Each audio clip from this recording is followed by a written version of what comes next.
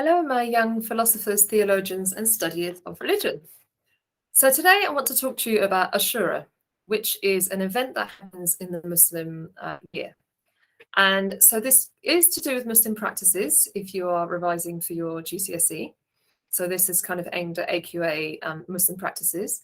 But actually, there's parts in here that are very important for beliefs as well, because obviously the practices in a religion are based on the beliefs that people hold within that religion too. So I'll be able to help you revise a little bit of that too. And there's quotes that you can obviously use in both as well. And so the first way I'd like to talk to you about Muslims practicing things to do with Ashura is within Sunni Islam. So you might know more about Ashura to do with Shia Islam, but it's also an important date within the Sunni Muslim calendar. And so Ashura is on the 10th day of the month of Muharram, which, just like Ramadan, moves throughout the year for Sunni Muslims because of how the calendar is worked out. So this year, this will be happening around July, August time, the month of Muharram in 2022. And so the 10th day of Muharram is important for Sunni Muslims because on this day, the Prophet Muhammad fasted. Why did he fast? Because he saw people in the Jewish communities around him fasting on this day as well, and remembering the wonderful things that God had done to protect and save the Israelites in the past. So, for example, God using Musa to be able to free the Israelites from slavery under the Pharaoh. Things like this, where people had had times of great oppression and injustice, and God had saved in and stepped in and helped his people. And so it was a way to sort of celebrate that and remember what had happened. So the Prophet Muhammad fasted on this day. And so for Sunni Muslims, whilst it's not an obligatory fast like Sawm is for the fasting in the month of Ramadan, it is an optional one, and it's seen as sunnah. It's something that the Prophet Muhammad did, but not obligatory. And a quote here you can have is from the Hadith, where the Prophet Muhammad says, "This is the day of Ashura. Allah has not enjoined its fasting on you, but I am fasting it." So he has not forced everyone or obligated everybody to fast, but I am choosing to fast it. And so this is important in Sunni Islam. It's one way that you could talk about Ashura being celebrated or commemorated and the importance it has in Sunni Islam, or one way that Muslims might remember this date. Sunni Muslims may choose to fast. It's seen as a date that will pay for, if you can fast on this day, it will pay for sins that have been done in the previous year. So it's a very significant date. But the other way you might be aware of Ashura is through in Shia Islam, what Shia Muslims may do as individuals and as part of their community. So for this, it's important to remember the history behind it. So this is the date that Imam Hussein, who was the Prophet Muhammad's grandson, so the son of Ali, and he was the third Imam, was martyred. That means he was killed for his faith, what he was standing up for what he believed in. So it's useful now to remind ourselves what we mean by the imamate. What does it mean to say he's an imam? Remember, in Shia Islam, the imams were sort of guides chosen by God to lead the Muslim community, infallible, so perfect without sin, just the perfect guides, not prophets, not new prophets with new revelations, but guides to lead the Muslim community after the death of the Prophet Muhammad. And Imam Hussein was one of these people. He was born of the bloodline of the Prophet Muhammad, and he was there to be the rightful guide. However, at the time, the Muslim community was led by a Sunni caliph called Yazid. Now, he wasn't seen as one of the rightly guided caliphs, so many Sunni Muslims sort of say, yeah, he wasn't the best caliph at the time. And there were some Muslims who said to Hussein, well, you should be the leader because you're the Prophet's grandson, and we believe in you, you should be the rightful leader. However, when it came to fighting Yazid and it came to taking that position as the leader of the community, he was betrayed and he was kind of abandoned, except for 72 people who stood by his side. And then a battle happened and it commenced.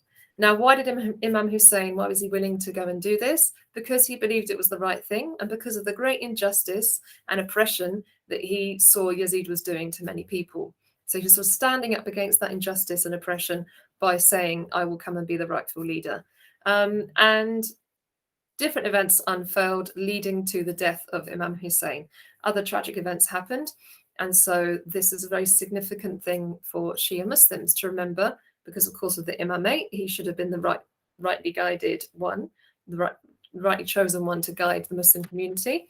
And secondly, he was standing up against injustice, and a great injustice was done to him when he lost his life. He was willing to do that for this cause. So what would a Shia Muslim do necessarily, or what would communities do who are Shia? Well, first of all, remembering the story, retelling the story, commemorating. So it's rather than like celebrating, it's not like a sort of celebration.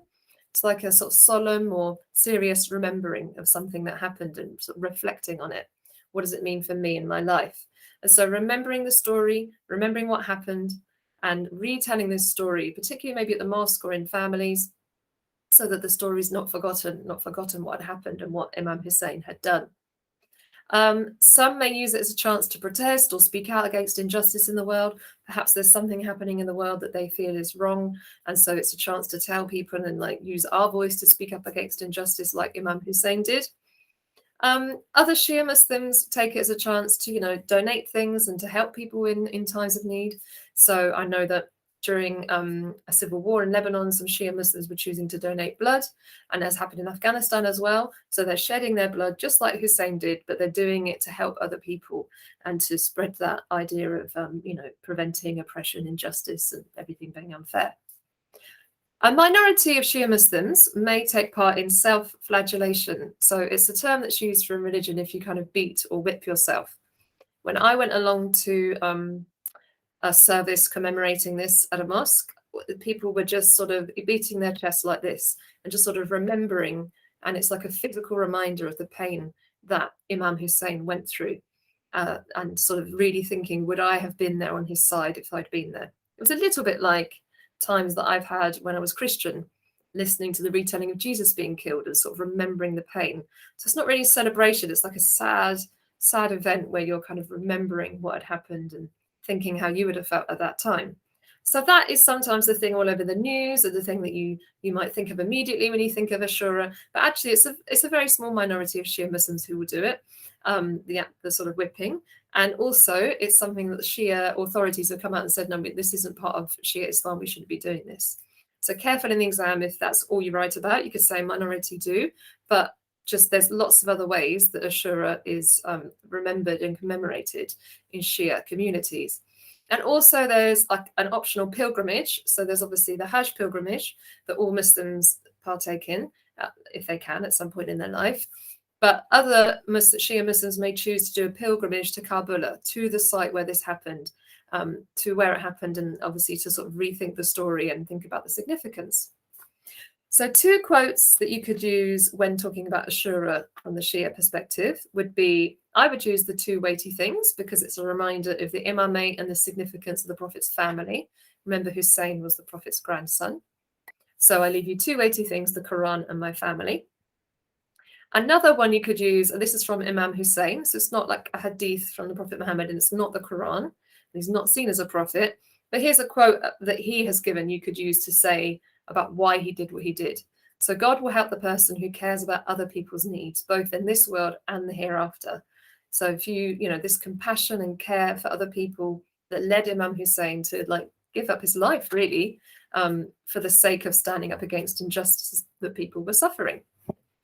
So where might you see this in an exam? Well, I've got some ideas here of the questions that could use this. So you could have it in the 1 mark where you've got the optional, the multiple choice questions, and you just have to know, it's the event that commemorates the death of Imam Hussein. Or it could be a simple give to, which remember is just like super short. Don't write whole paragraphs, the whole story, everything. Just give 2 things. So 2 practices Shia Muslims may do to commemorate Ashura. You could say go to pilgrimage to Karbala. You could say donate blood, or you could say retell the story, or you could say a minority might beat themselves. Explain 2 contrasting ways that Shia Muslims commemorate Ashura would be the same as the give to, but you would explain them. So one way, and this means that, another way, and this means that, but they need to be contrasting. So some Shia Muslims may retell the story in the mosque, and in contrast, other Shia Muslims may choose to go on pilgrimage. 2, and that could be just Muslims, and then you could talk about Sunni as well, couldn't you? So just make sure you read it carefully. Again, you could have two teachings about Ashura, and you could refer to sacred writings in your answers. So two different ways, and there you could talk about Sunni and Shia as well.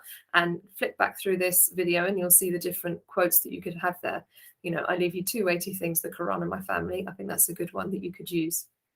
And then finally, 12 mark one, I thought you could have Ashura is significant for all Muslims.